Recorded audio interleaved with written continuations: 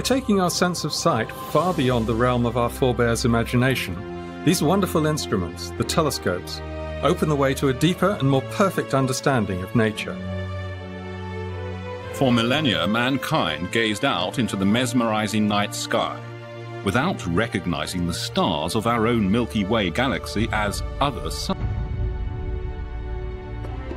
Today, we are well on our way to unraveling many of the mysteries of the universe, living in what may be the most remarkable age of astronomical discovery. I'm Dr. J, and I will be your guide to the telescope, that amazing instrument that proved to be mankind's gateway to the universe.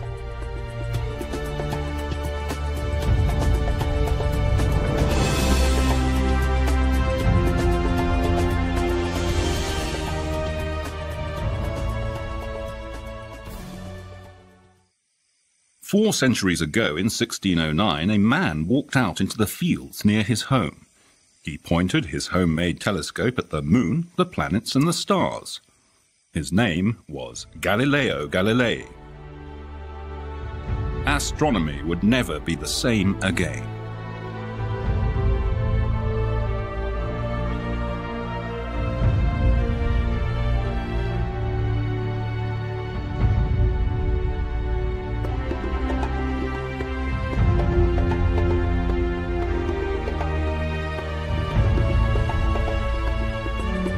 Today, 400 years after Galileo first pointed a telescope to the skies, astronomers use giant mirrors on remote mountaintops to survey the heavens. The telescopes collect faint chirps and whispers from outer space. Scientists have even launched telescopes into Earth orbit, high above the disturbing effects of our atmosphere. And the view has been breathtaking.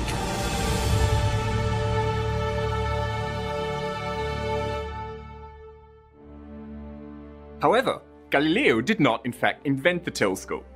That credit goes to Hans Lippershey, a slightly obscure Dutch-German spectacle maker. But Hans Lippershey never used this telescope to look at the stars. Instead, he thought his new invention would mainly benefit seafarers and soldiers. Lippershey came from Middelburg, then a large trading city in the fledgling Dutch Republic.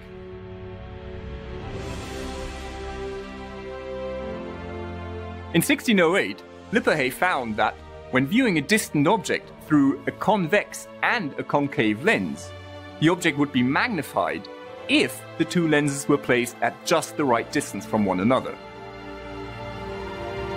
The telescope was born. In September 1608, Lippershey revealed his new invention to Prince Maurits of the Netherlands.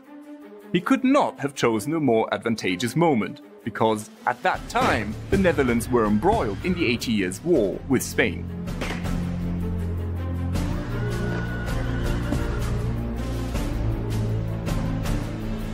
The new spyglass could magnify objects, and so it could reveal enemy ships and troops that were too distant to be seen by the unaided eye. A very useful invention indeed.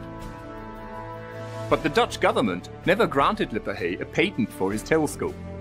The reason was that other merchants also claimed the invention, especially Lippershey's competitor Zacharias Janssen. The dispute was never resolved, and to this day, the true origins of the telescope remain shrouded in mystery. Italian astronomer Galileo Galilei, the father of modern physics, heard about the telescope and decided to build his own. About 10 months ago, a report reached my ears that a certain Fleming had constructed a spyglass by means of which visible objects, though very distant from the eye of the observer, were distinctly seen as if nearby. Galileo was the greatest scientist of his time. He was also a strong supporter of the New World view advocated by the Polish astronomer Nicholas Copernicus, who proposed that the Earth orbited the Sun instead of the other way round. Based on what he had heard of the Dutch telescope, Galileo constructed his own instruments. They were of much better quality. Finally, sparing neither labor nor expenses, I succeeded in constructing for myself so excellent an instrument that objects seen by means of it appeared nearly 1,000 times larger than when regarded with our natural vision. It was time to train the telescope on the heavens.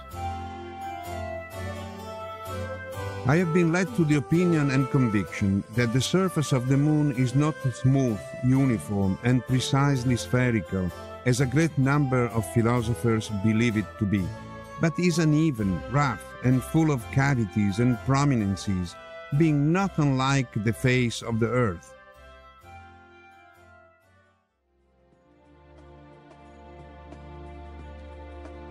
A landscape of craters, mountains, and valleys. A world like our own. A few weeks later, in January 1610, Galileo looked at Jupiter.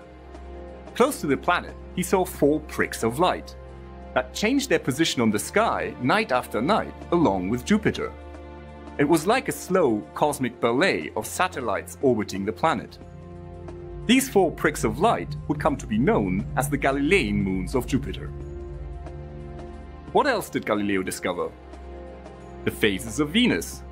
Just like the moon, Venus waxes and wanes from crescent to full and back again. Strange appendages on either side of Saturn. Dark spots on the face of the sun. And, of course, stars. Thousands of them, maybe even millions, each too faint to be seen by the naked eye.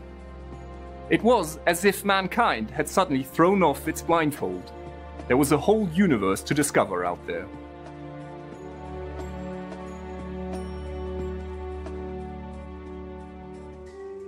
News about the telescope spread across Europe like wildfire. In Prague, at the court of Emperor Rudolf II, Johannes Kepler improved the design of the instrument. In Antwerp, Dutch cartographer Michael van Langren produced the first reliable maps of the moon showing what he believed to be continents and oceans. And Johannes Hevelius, a wealthy brewer in Poland, built huge telescopes at his observatory in Danzig. This observatory was so large that it covered 3 rooftops. But the best instruments of the time were probably constructed by Christian Huygens in the Netherlands. In 1655, Huygens discovered Titan, the largest moon of Saturn. A few years later, his observations revealed Saturn's ring system, something Galileo had never understood. And last but not least, Huygens saw dark markings and bright polar caps on Mars. Could there be life on this remote alien world? The question occupies astronomers to this day.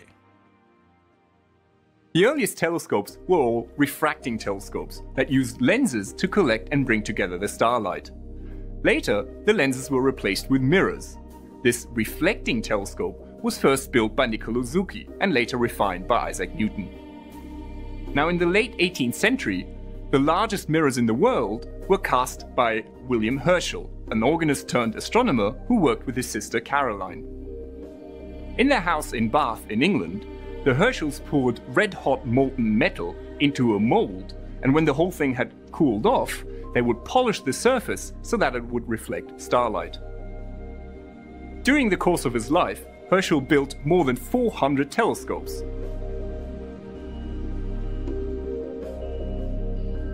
The largest of these was so huge that he needed 4 servants to operate all the various ropes, wheels and pulleys that were required to track the motions of the stars across the night sky, which is of course caused by the Earth's rotation. Now Herschel was like a surveyor. He scanned the heavens and catalogued hundreds of new nebulae and binary stars. He also discovered that the Milky Way must be a flat disk, and he even measured the motion of the solar system through that disk by observing the relative motions of the stars and the planets.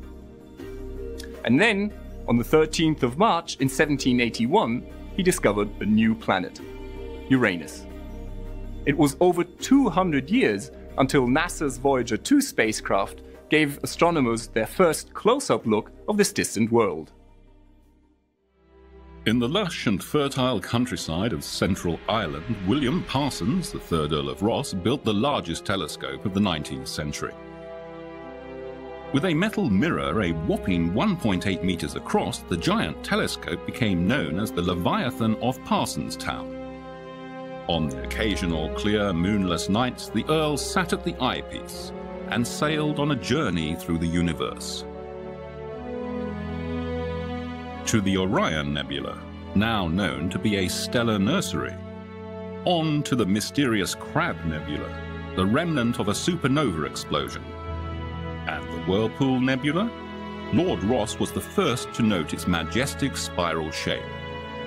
A galaxy like our own, with intricate clouds of dark dust and glowing gas, billions of individual stars, and, who knows, maybe even planets like Earth. The telescope had become our vessel to explore the universe.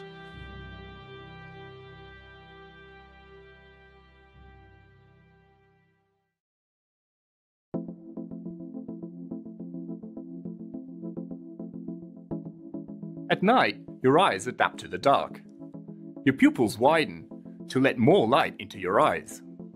As a result, you can see dimmer objects and fainter stars. Now imagine you had pupils 1 meter across. You'd look pretty strange, but you'd also have supernatural eyesight. And that's what telescopes do for you. A telescope is like a funnel. Its main lens or mirror collects the starlight and brings it all together into your eye.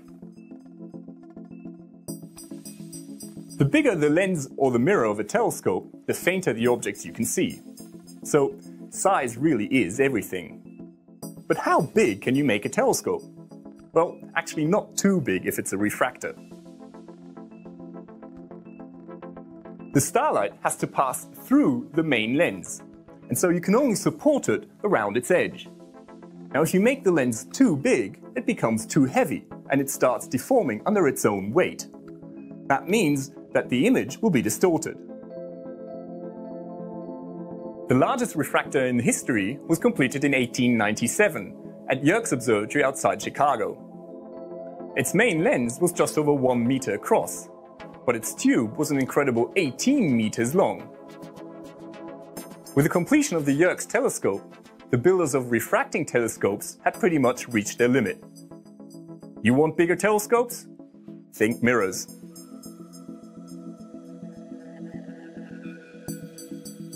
In a reflecting telescope, the starlight bounces off a mirror instead of passing through a lens.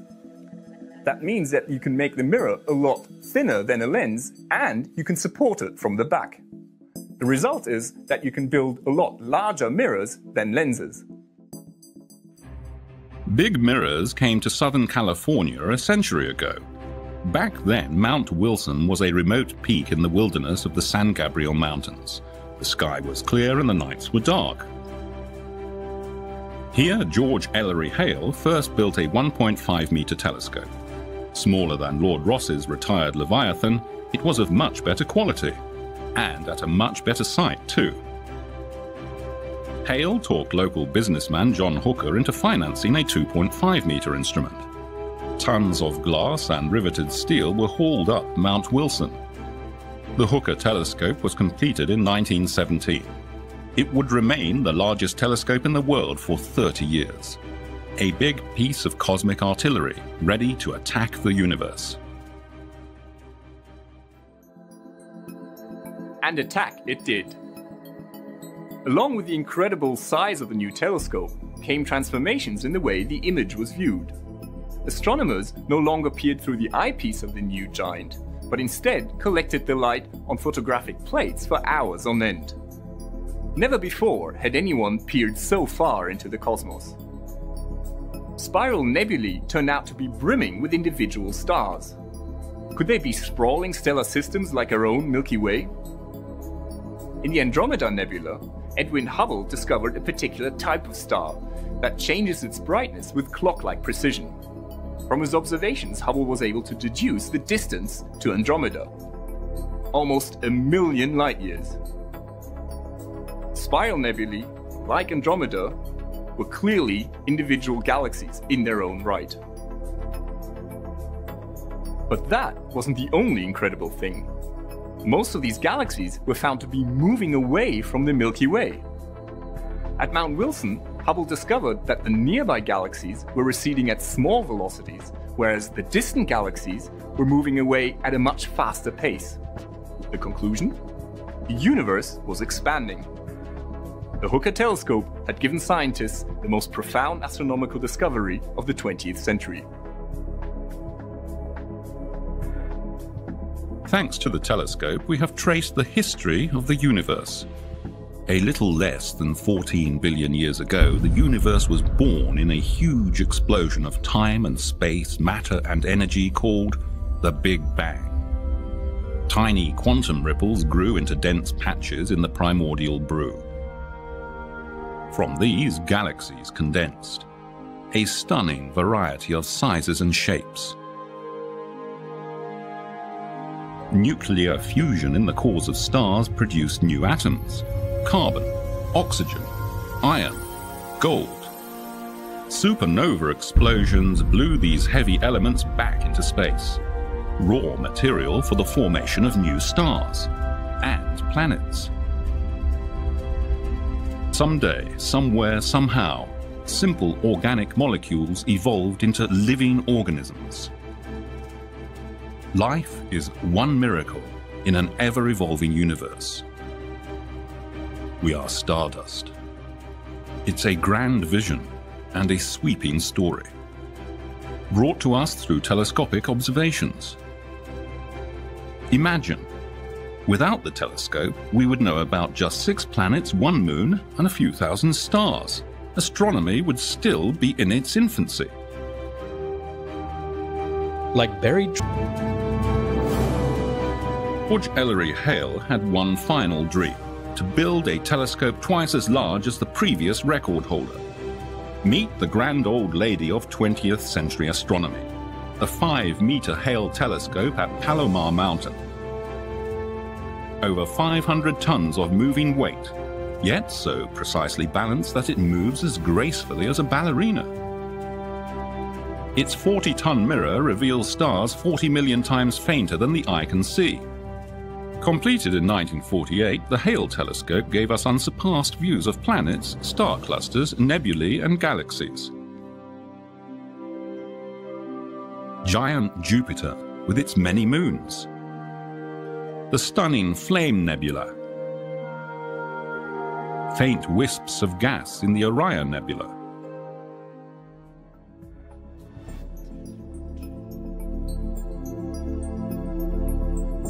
But could we go bigger still? Well, Soviet astronomers tried in the late 1970s. High up in the Caucasus Mountains, they built the Bolshoi telescope Azimutalny, sporting a primary mirror 6 meters in diameter. But it never really lived up to its expectations. It was simply too big, too expensive, and too difficult. So did telescope builders have to give up at that point? Did they have to bury their dreams of even bigger instruments?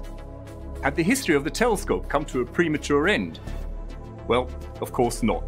Today we have 10-meter telescopes in operation, and even bigger ones are on the drawing board.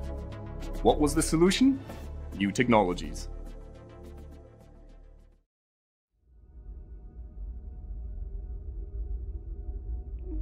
Just as modern cars don't look like a Model T Ford anymore, so are present-day telescopes radically different from their classic predecessors, like the 5-meter Hale telescope. For one thing, their mounts are much smaller. The old-style mount is an equatorial one, where one of the axes is always mounted parallel to the Earth's rotation axis. In order to keep track of the sky's motion, the telescope simply has to rotate around this axis at the same speed with which the Earth rotates. Easy, but space-hungry. The modern-day altitude azimuth mounts are much more compact. With a mount like that, the telescope is pointed much like a cannon. One simply chooses the bearing, chooses the altitude, and off you go. The problem is to keep track of the sky's motion. The telescope pretty much has to rotate around both axes and at varying speeds. Essentially, this only became possible once telescopes were computer-controlled. A smaller mount is cheaper to build. Moreover, it fits into a smaller dome, which reduces the cost even further, and it improves the image quality. Take the twin Keck telescopes on Hawaii, for example. Although their 10-meter mirrors are twice as large as the one of the Hale telescope, they nevertheless fit into smaller domes than the one on Palomar Mountain. Telescope mirrors have evolved too. They used to be thick and heavy. Now they're thin and lightweight. Mirror shells that can be many meters wide are cast in giant rotating ovens, and they are still less than 20 centimeters thick. An intricate support structure prevents the thin mirror from cracking under its own weight.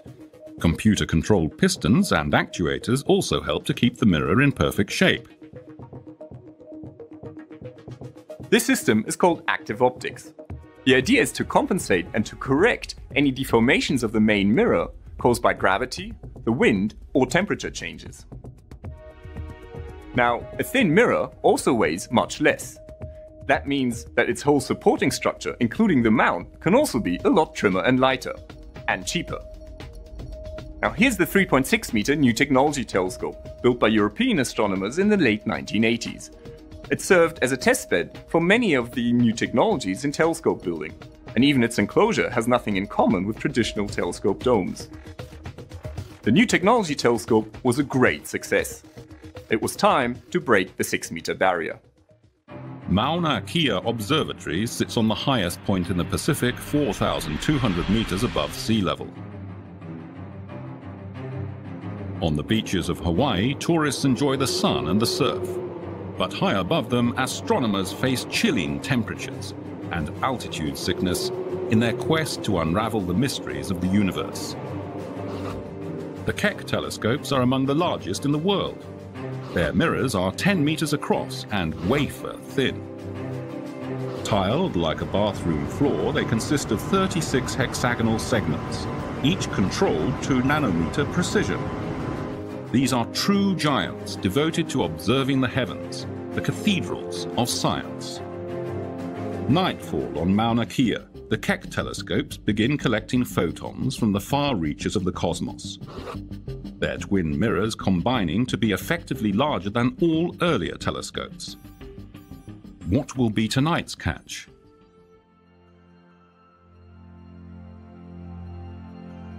A pair of colliding galaxies billions of light years away? A dying star gasping its last breath into a planetary nebula? Or maybe an extrasolar planet that might harbor life? On Cerro Paranal in the Chilean Atacama Desert, the driest place on Earth, we find by far the biggest astronomy machine ever built, the European Very Large Telescope.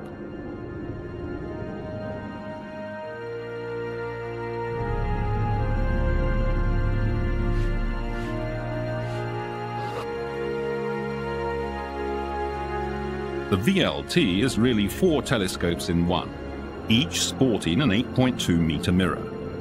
Antu, Cuyen, Melipal, Yepun, native Mapuche names for the Sun, the Moon, the Southern Cross, and Venus.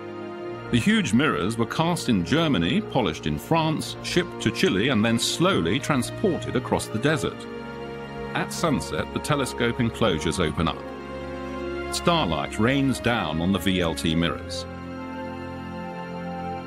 New discoveries are made.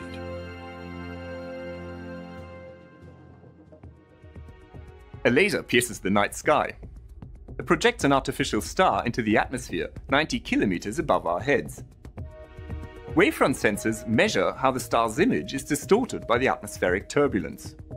Then, fast computers tell a flexible mirror of how it has to deform itself in order to correct the distortion, in effect untwinkling the stars. This is called adaptive optics, and it's the big magic trick of present-day astronomy. Without it, our view of the universe would look blurred by the atmosphere. But with it, our images are razor sharp. The other piece of optical wizardry is known as interferometry. The idea is to take the light from 2 separate telescopes and to bring it together in a single point, while preserving the relative shifts between the light waves. If it is done precisely enough, the result is that the two telescopes act as if they were part of a single colossal mirror as large as the distance between them. In effect, interferometry gives your telescope eagle-like vision. It allows smaller telescopes to reveal a level of detail that would otherwise only be visible with a much larger telescope. The twin Keck telescopes on Mauna Kea regularly team up as an interferometer. In the case of the VLT, all four telescopes can work together. In addition, several smaller auxiliary telescopes can also join the ranks in order to sharpen up the view even more. Other big telescopes can be found all over the globe.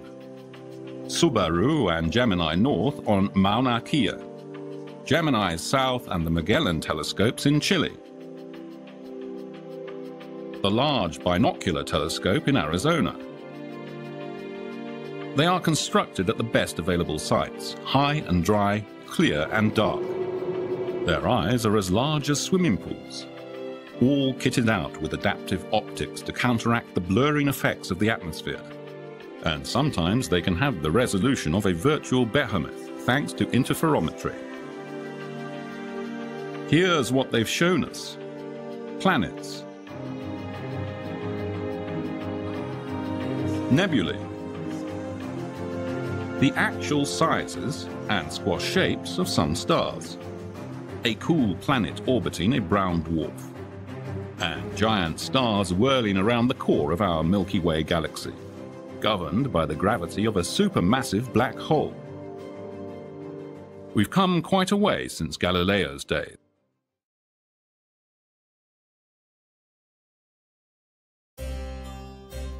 "400 years ago, when Galileo Galilei wanted to show others what he saw through his telescope, he had to make drawings. The pockmarked face of the moon, the dance of the Jovian satellites, sunspots, or the stars in Orion. He took his drawings and published them in a small book, The Starry Messenger. That was the only way he could share his discoveries with others. For well over 2 centuries, astronomers also had to be artists. Peering through their eyepieces, they made detailed drawings of what they saw.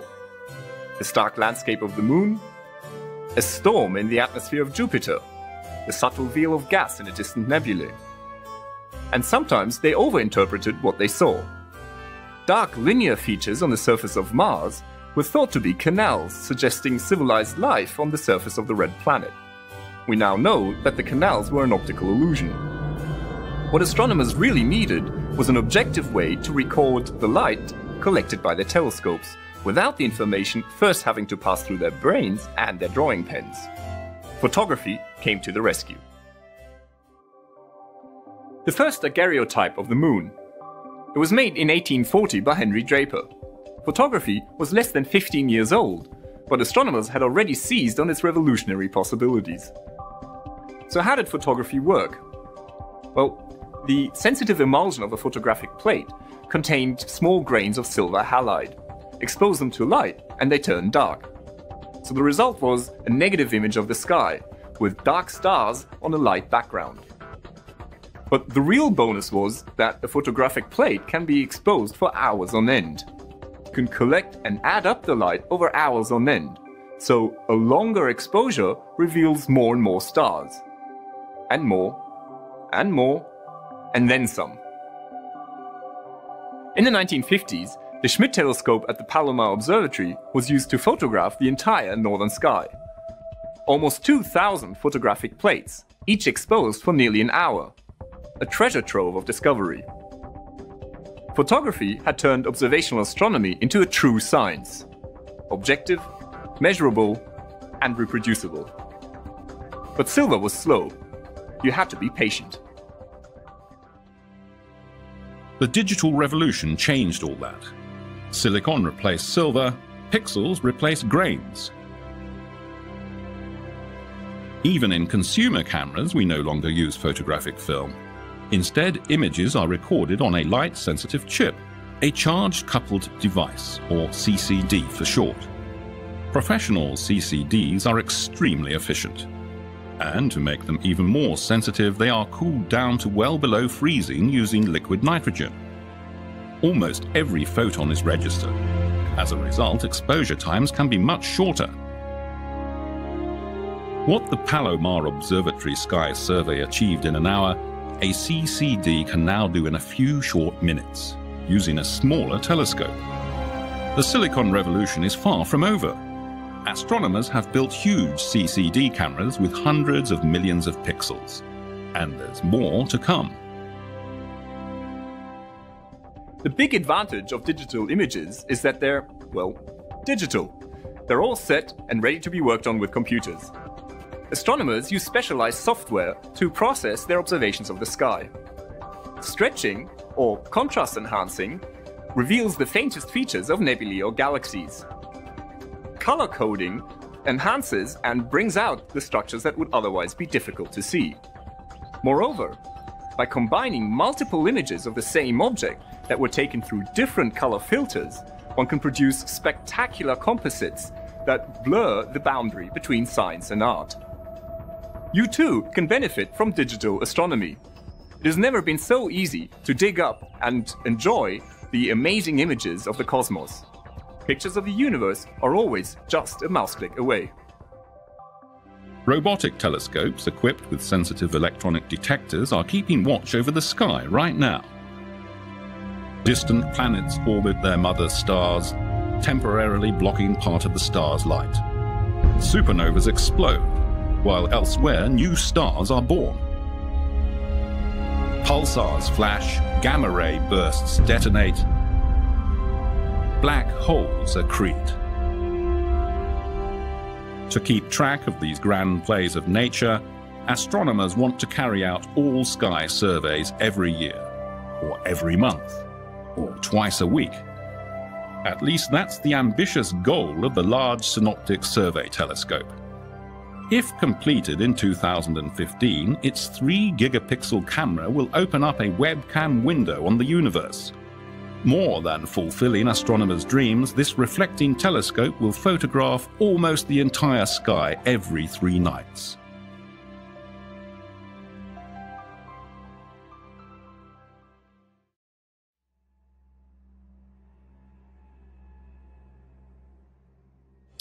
When you listen to your favorite piece of music, your ears pick up on a very wide range of frequencies, from the deepest rumblings of the bass to the very highest pitched vibrations.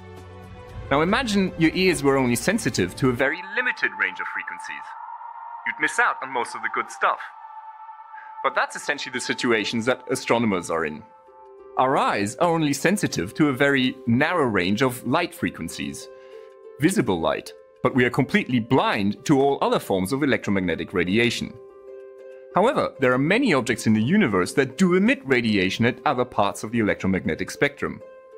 For example, in the 1930s, it was discovered by accident that there are radio waves coming from the depths of space. Some of these waves have the same frequency as your favorite radio station, but they are much weaker, and of course there's nothing to listen to. In order to tune in to the radio universe, you need some sort of receiver, a radio telescope. Now, for all but the longest wavelengths, a radio telescope is just a dish, much like the main mirror of an optical telescope.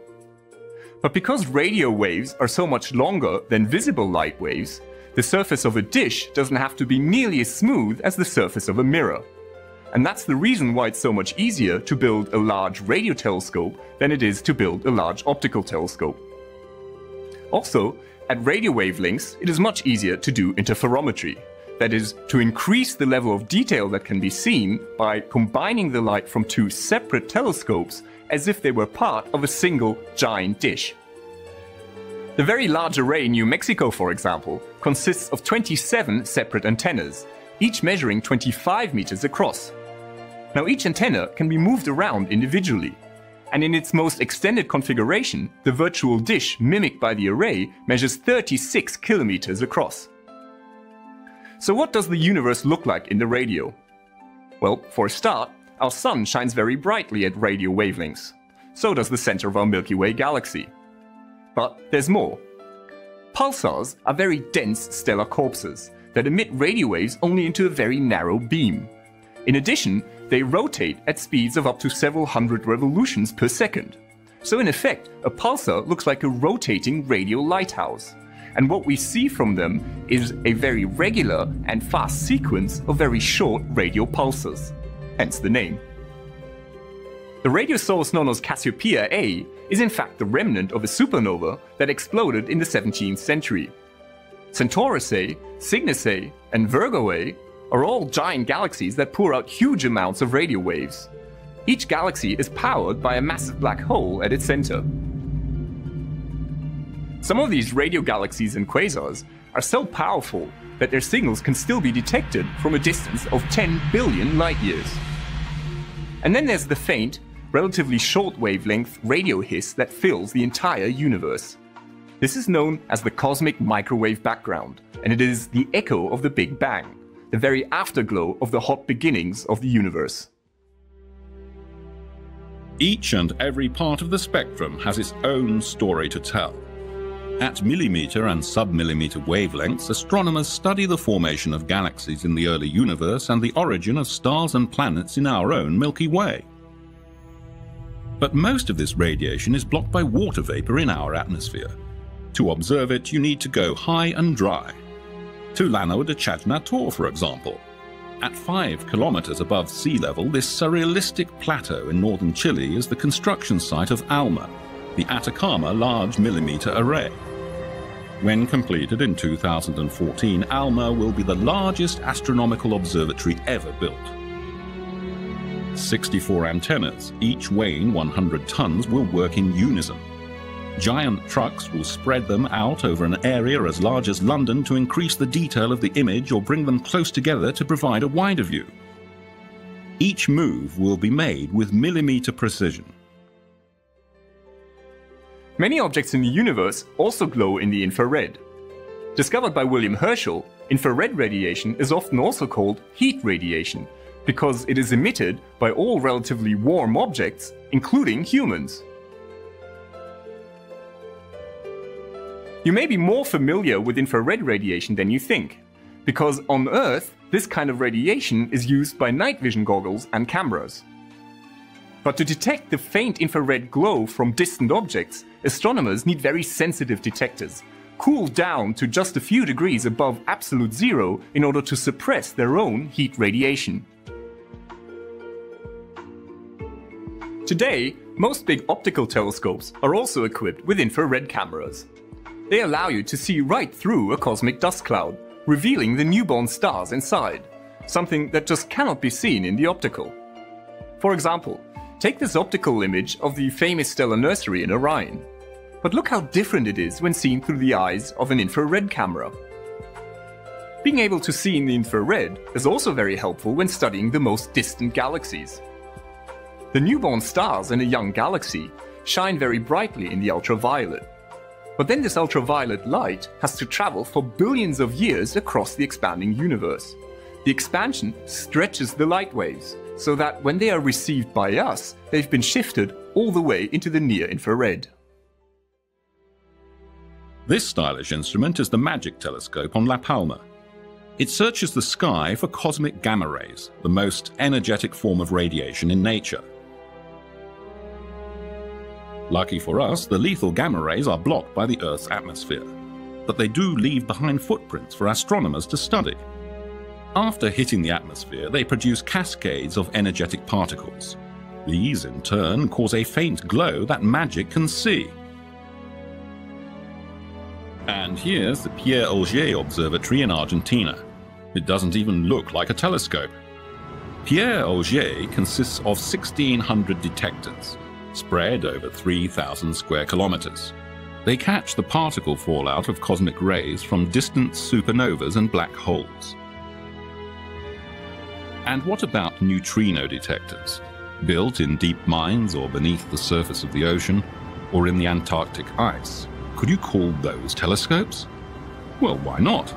After all, they do observe the universe, even if they don't capture data from the electromagnetic spectrum.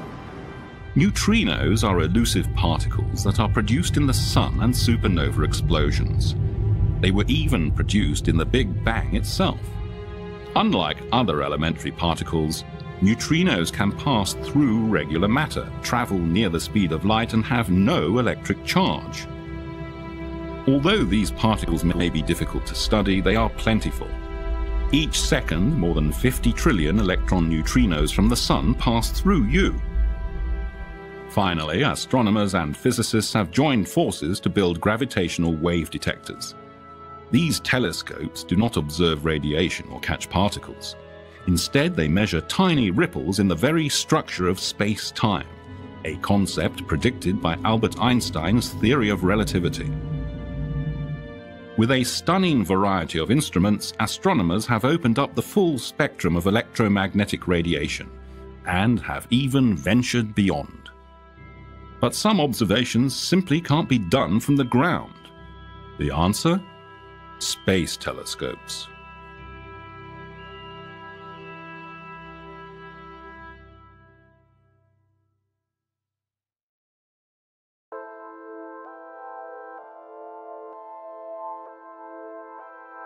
The Hubble Space Telescope. It is by far the most famous telescope in history.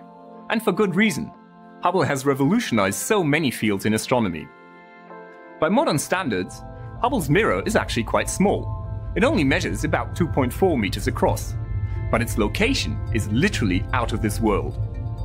High above the blurring effects of the atmosphere, it has an exceptionally sharp view of the universe. And what's more, Hubble can see ultraviolet and near-infrared light. This light just cannot be seen by ground-based telescopes because it is blocked by the atmosphere. Cameras and spectrographs, some as big as a telephone booth, dissect and register the light from distant cosmic shores. Just like any ground-based telescope, Hubble is upgraded from time to time. Spacewalking astronauts carry out servicing missions. Broken parts get refurbished, and older instruments get replaced with newer and state-of-the-art technology. Hubble has become the powerhouse of observational astronomy, and it has transformed our understanding of the cosmos. With its keen eyesight, Hubble observed seasonal changes on Mars, a cometary impact on Jupiter, an edge-on view of Saturn's rings, and even the surface of tiny Pluto. It revealed the life cycle of stars, or as titanic supernova explosions that almost outshine their home galaxy. Deep in the Orion Nebula, Hubble even saw the breeding ground of new solar systems, dusty disks around newborn stars that may soon condense into planets. The Space Telescope studied thousands of individual stars in giant globular clusters, the oldest stellar families in the universe. And galaxies, of course. Never before had astronomers seen so much detail. Majestic spirals, absorbing dust lanes, violent collisions. Extremely long exposures of blank regions of sky even revealed thousands of faint galaxies billions of light years away. Photons that were emitted when the universe was still young. A window into the distant past, shedding new light on the ever-evolving cosmos. Hubble is not the only telescope in space. This is NASA's Spitzer Space Telescope, launched in August 2003. In a way, it is Hubble's equivalent for the infrared. Spitzer has a mirror that is only 85 centimeters across. But the telescope is hiding behind a heat shield that protects it from the sun, and its detectors are tucked away in a dewar filled with liquid helium. Here, the detectors are cooled down to just a few degrees above absolute zero, making them very, very sensitive. Spitzer has revealed a dusty universe. Dark, opaque clouds of dust glow in the infrared when heated from within. Shockwaves from galaxy collisions sweep up dust in telltale rings and tidal features, new sites for ubiquitous star formation. Dust is also produced in the aftermath of a star's death. Spitzer found that planetary nebulae and supernova remnants are laden with dust particles, the prerequisite building blocks of future planets. At other infrared wavelengths, Spitzer can also see right through a dust cloud, revealing the stars inside hidden in their dark cores. Finally, the Space Telescope's spectrographs have studied the atmospheres of extrasolar planets, gas giants like Jupiter that race around their parent stars in just a few days. So what about X-rays and gamma rays? Well, they are completely blocked by the Earth's atmosphere, and so without space telescopes, astronomers would be totally blind to these energetic forms of radiation. X-ray and gamma-ray space telescopes reveal the hot, energetic, and violent universe of galaxy clusters, black holes, supernova explosions, and galaxy collisions. They're very hard to build, though. Energetic radiation passes right through a conventional mirror. X-rays can only be focused with nested mirror shells made of pure gold. And gamma rays are studied with sophisticated pinhole cameras or stacked scintillators that give off brief flashes of normal light when struck by a gamma ray photon. In the 1990s, NASA operated the Compton Gamma Ray Observatory. At the time, it was the largest and most massive scientific satellite ever launched, a fully fledged physics lab in space. In 2008, Compton was succeeded by GLAST, the Gamma Ray Large Area Space Telescope. It will study everything in the high-energy universe, from dark matter to pulsars. Meanwhile, astronomers have two X-ray telescopes in space. NASA's Chandra X-ray Observatory and ESA's XMM Newton Observatory are both studying the hottest places in the universe. This is what the sky looks like with X-ray vision. Extended features are clouds of gas heated to millions of degrees by shock waves in supernova remnants. The bright point sources are X-ray binaries, neutron stars or black holes that suck in matter from a companion star. This hot, infalling gas emits X-rays. Likewise, X-ray telescopes reveal supermassive black holes in the cores of distant galaxies. Matter that spirals inward gets hot enough to glow in X-rays just before it plunges into the black hole and out of sight. Hot but tenuous gas also fills the space between individual galaxies in a cluster. Sometimes this intra-cluster gas is shocked and heated even more by colliding and merging galaxy clusters. Even more exciting are gamma-ray bursts, the most energetic events in the universe. These are catastrophic terminal explosions of very massive, rapidly spinning stars. In less than a second, they release more energy than the Sun does in 10 billion years. Hubble, Spitzer, Chandra, XMM Newton, and GLAST are all versatile giants. But some space telescopes are much smaller and have much more focused missions.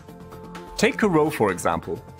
This French satellite is devoted to stellar seismology and the study of extrasolar planets. Or NASA's SWIFT satellite, a combined X-ray and gamma-ray observatory designed to unravel the mysteries of gamma-ray bursts. And then there's WMAP, the Wilkinson Microwave Anisotropy Probe. In just over 2 years in space, it had already mapped the cosmic background radiation to unprecedented detail. WMAP gave cosmologists the best view yet of one of the earliest phases of the universe more than 13 billion years ago. Opening up the space frontier has been one of the most exciting developments in the history of the telescope. So what's next?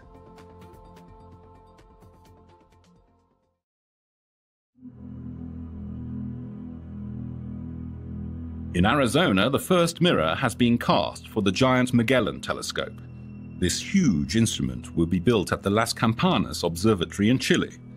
Its 7 mirrors, each well over 8 meters across, will be arranged like the petals of a flower.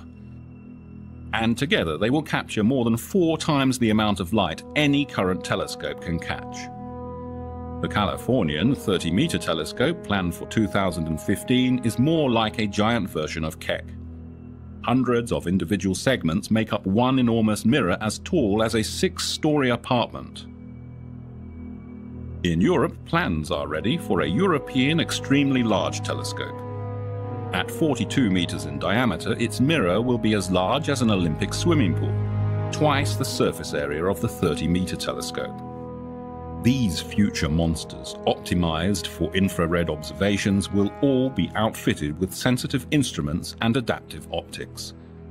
They should reveal the very first generation of galaxies and stars in the history of the universe. Moreover, they may provide us with the first true picture of a planet in another solar system. For radio astronomers, 42 meters is peanuts. They hook up many smaller instruments to synthesize a much larger receiver. In the Netherlands, the low-frequency array, LOFAR, is under construction. Fiber optics will connect 30,000 antennas to a central supercomputer. The novel design has no moving parts, but it can observe in 8 different directions simultaneously. LOFAR technology will probably find its way into the square-kilometer array, which is now topping the wish list of radio astronomers. The international array will be built in Australia or South Africa. Large dish antennas and small receivers will team up to provide incredibly detailed views of the radio sky. And with a total collecting area of 1 square kilometer, the new array will be by far the most sensitive radio instrument ever constructed. Evolving galaxies, powerful quasars, blinking pulsars. No single source of radio waves will be safe from the spying eyes of the square-kilometer array. The instrument will even look for possible radio signals from extraterrestrial civilizations. And what about space? Well, after its 5th and final servicing mission, the Hubble Space Telescope will be on active duty until 2013 or so. Around that time, its successor will be launched. Meet the James Webb Space Telescope, a space infrared observatory named after a former NASA administrator.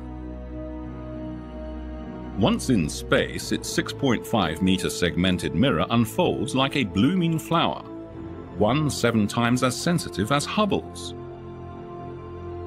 A large sunshade keeps the optics and the low-temperature instruments in permanent shadow, allowing them to operate near a whopping -233 degrees Celsius.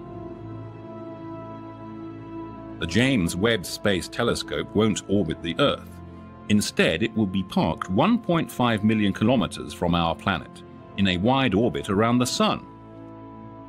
Half a century ago. Meanwhile, creative engineers come up with revolutionary designs for new telescopes all the time. In Canada, scientists have built a so-called liquid mirror telescope. In this kind of telescope, the starlight is reflected not by a solid mirror, but rather by the curved surface of a rotating reservoir of liquid mercury. Because of their design, mercury telescopes can only look straight up, but their advantage is that they're relatively cheap and easy to build. Radio astronomers want to put a LOFAR-like array of small antennas onto the surface of the Moon, as far away as possible from terrestrial sources of interference. Who knows, one day there might even be a big optical telescope on the far side of the Moon. Using space telescopes and occulting disks, X-ray astronomers hope to improve their eyesight tremendously in the future. They may even succeed in imaging the very edge of a black hole.